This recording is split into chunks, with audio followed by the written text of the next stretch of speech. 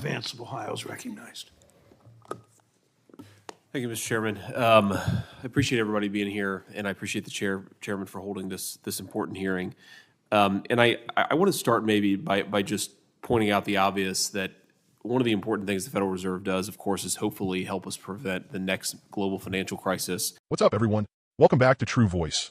I'm Andrew, and today we need to talk about this Senate exchange between Senator J.D. Vance and Federal Reserve Governor Lisa Cook.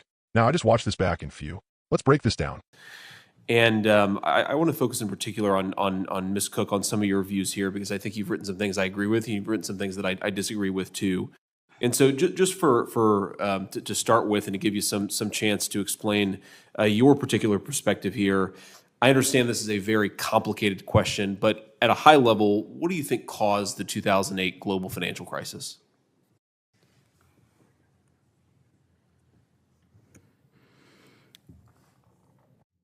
I think there were multiple factors causing the 2008 crisis. Certainly, I would say living in Michigan certainly saw the mass layoffs that allowed for people who had taken out mortgages to no longer be able to make those payments. So that, to me, was one of the primary causes.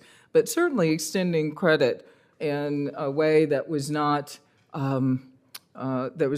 sensible, both receiving credit and extending credit, especially in the subprime sector,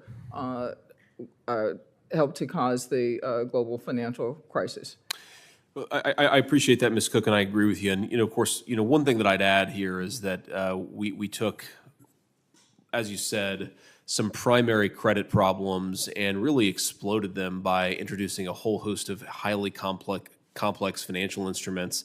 Seems like nobody understood them especially well. That obviously provided a lot of leverage in the economy, and so when $10 disappeared, all of a sudden $1 million disappeared, $10 million disappeared, and on the dominoes went. I want to ask Ms. Cook, if you had to rank it, where would you say a lack of racial and gender diversity ranks on that list? Would you say it's a top 5 factor, a top 10 factor in what caused the global financial crisis? Lack of gender and racial diversity, of course, at the big banks. Senator, as a Federal Reserve governor, I think about the dual mandate first, and I think about the two legs of that dual mandate, and those are maximum employment and stable prices. And as a governor, I have been engaged with my colleagues on the Federal Open Market Committee in fighting inflation aggressively. And I have been focused on the dual mandate, and that's how, if reconfirmed, I would plan to proceed. I appreciate that, Ms. Cook, and the reason I asked this question is this. So in a 2019 interview, you said that a lack of women and diversity leads to the next economic crisis. In another speech that year, you suggested a lack of diversity was, quote, at the root of the financial crisis and the Great Recession. So my question is, do you think that a lack of diversity was a root cause of the recent turmoil in the banking sector? Do you think it was a root cause of the 2008 GFC?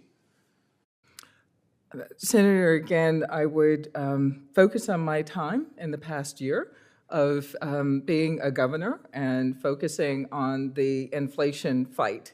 When I have written about diversity in particular, something that you might be interested in, that you focused on, sure, is innovation and where capital goes and where in the country it is. So certainly as a Fed governor, I've been out in all parts of the country listening to community banks and listening to communities about where credit is available and where it is not, and what the Federal Reserve might be able to do to provide such credit in the system, which is part of our dual mandate.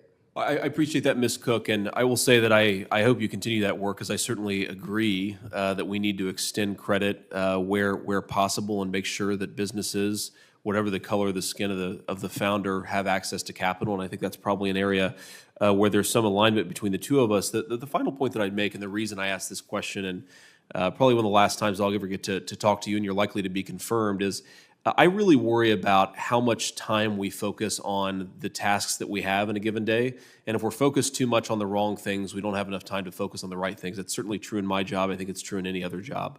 My worry is that, especially at the Federal Reserve, which is doing important supervisory work, to the extent that we're focused on diversity, that may distract from our ability to focus on far, far more important things that are at the root of the Federal Reserve's mandate. So I hope, whatever your views and whatever your disagreements and agreements with me on that topic, when you're confirmed, as you likely will be, you take the focus on the core function. And I hope that none of us are distracted by some of these other concerns, because I think that's what may lead to the next financial crisis, a lack of supervisory authority from the Federal Reserve. And I think over-focusing on diversity actually enhances and makes that more likely, doesn't make it less likely. Thank you for answering my questions. Senator Fetterman of Pennsylvania is recognized. So, Vance starts off with a fair point. Yes, the Fed's job is to prevent another financial crisis. Nobody disagrees with that. And when he asks about the 2008 crash, Lisa Cook gives a solid, factual answer. Predatory lending, mass layoffs, and reckless credit practices. That's the reality. Working people got crushed while Wall Street cashed out. But here's where Vance takes a turn. Instead of sticking with the economic facts, he presses her on diversity. He literally asks if lack of racial and gender diversity was a top cause of the financial crisis. Think about that. At a moment when we should be talking about corporate greed, deregulation, and Wall Street's casino games, he tries to make it about whether diversity is a distraction. Now Lisa Cook, she stays calm. She pivots back to what matters: the Fed's dual mandate, price stability, and maximum employment. She highlights something really important: access to credit. That's not just a side issue. If communities of color, small towns, or women-owned businesses can't get capital, then innovation and growth get choked off. That is economic policy. Vance, of course, frames it like diversity is somehow a dangerous distraction. But let's be real here. What he's really saying is, don't focus on fairness, don't focus on equity, just let Wall Street do what it does. That's how we got the 2008 crash. The system ignored ordinary people, ignored marginalized voices, and let the big banks gamble away our economy. Here's the truth, folks. Diversity in leadership isn't about checking a box. It's about making sure the financial system isn't run by the same insulated group of elites who miss the warning signs because they all think the same way. Having more perspectives at the table, women, people of color, community voices, makes the system stronger, not weaker. So while Vance pretends that focusing on diversity could cause a crisis, history tells us the opposite. It was ignoring real people's struggles, ignoring communities hit hardest, and ignoring fairness that led us into disaster last time. And let's be clear, Democrats like me believe the Fed can fight inflation and also make sure credit is available fairly across America. These aren't competing priorities, they're connected. So my takeaway? Lisa Cook is focused on the real mission: stability, jobs, and fairness.